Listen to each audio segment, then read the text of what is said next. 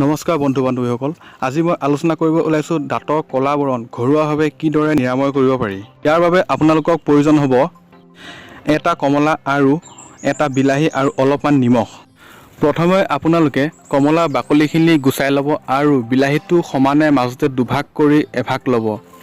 তাৰ পাছত আপোনালোকে কমলা বাকলিখিনি আৰু বিলাহী ফাল লৈ মিক্সি বা পটাত ভালকৈ পিচি মিশ্ৰণ এটা তৈয়াৰ কৰি ল'ব আৰু তাত অলপমান নিমখ দিব। এই মিশ্ৰণটো তৈয়াৰ হোৱাৰ পিছত আপোনালোকে সদায় ব্যৱহাৰ কৰা টুথব্ৰাছত এই মিশ্ৰণটো লগাই লৈ ভালকৈ ক'লা পৰা দাঁতৰ অংশবোৰত ঘঁহিব। মিশ্ৰণটো ঘঁহাৰ পিছত আপোনালোকে পানীৰে ভালদৰে মুখখন ধুই দৈনিক ব্যৱহাৰ কৰা টুথপেষ্টেৰে ভালকৈ মুখখন ধুই ল'ব। এই পদ্ধতিটো যদি আপুনি নিয়মিতভাৱে সপ্তাহে 3 দিন বা 4 দিন ব্যৱহাৰ কৰে, ইয়াৰ যথেষ্ট সুফল পাব। আৰু এই ব্যৱহাৰ কৰা মিশ্ৰণটোত কমলা আৰু বিলাহীত প্ৰচুৰ পৰিমাণে ভিটামিন চিও পোৱা যায়। ই দাঁতৰ কাৰণে বহুত উপকাৰী। এই পদ্ধতিটোৰ জৰিয়তে আপোনালোকে দাঁতৰ কলাবৰণ ঘৰুৱাভাৱে নিৰাময় কৰিব পাৰিব।